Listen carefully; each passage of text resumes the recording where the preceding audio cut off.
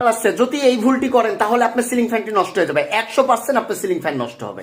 আজকের কথাটি সম্পূর্ণ শুনুন, বুঝুন, আশা করি আপনার সিলিং ফ্যানটি ভালো থাকবে। কারণ সামনে আমাদের গরমকাল আসছে, মৌসুম গরমকাল আসছে, আর এই গরমকালে আমাদের সিলিং ফ্যান যদি আস্তে ঘুরে বা বাতাস যদি আমরা ঠিক মতো না পাই, আমরা হুট করে সিলিং ফ্যানের ক্যাপাসিটার চেঞ্জ করে ফেলে দিই। কি করি, যে জোরে ঘুরানোর জন্য 3.5 ক্যাপাসিটার এনে লাগাই দিই। এটা কেন করবেন ভাই? আসলে আপনাকে জানতে হবে, বুঝতে হবে কখন আপনি 3.5 ক্যাপাসিটার সিলিং ফ্যানে লাগাবেন। এই বিষয়গুলো অবশ্যই জানা দরকার আছে।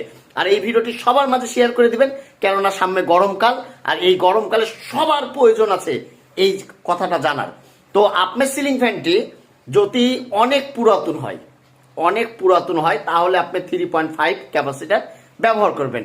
আর যদি আপনার সিলিং ফ্যানটি 1 থেকে 1.5 বছর বা 2 বছর থাকে, সেক্ষেত্রে যদি এই যে গরমটা আসছে আর এই গরমে যদি সিলিং ফ্যান ঠিক মতন কাজ না করে, সেক্ষেত্রে আপনি 2.5 লাগাবেন। আর আপনার ফ্যানটি যদি 3 থেকে 5 বছর বা 6 বছর 10 বছর হয়, তাহলে 3.5 ক্যাপাসিটার লাগবেন।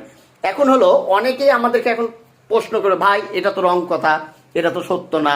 আপনি ভাই ভালো মতন জেনে বুঝে আমি কিন্তু বলি, আপনি ভালো মতন খোঁজ খবর নেবেন যে আসলে পুরাতন ফ্যানগুলোতেই আমরা 3.5 ক্যাপাসিটার লাগাই এবং যে নতুন ফ্যানগুলোতে সেগুলো 2.5 লাগাই।